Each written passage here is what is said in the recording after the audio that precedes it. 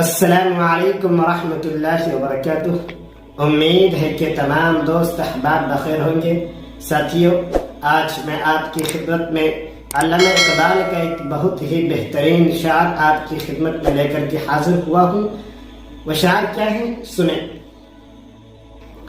اے انسان تو بے جان سا پتھر بھی نہیں ہے، اے انسان تو بے جان سا پتھر بھی نہیں ہے، تو کوئی فرشتہ یا پیغمبر بھی نہیں ہے، تو علم کا چشمہ یا سمندر بھی نہیں ہے، پر رب کی نگاہوں میں تو کمتر بھی نہیں ہے۔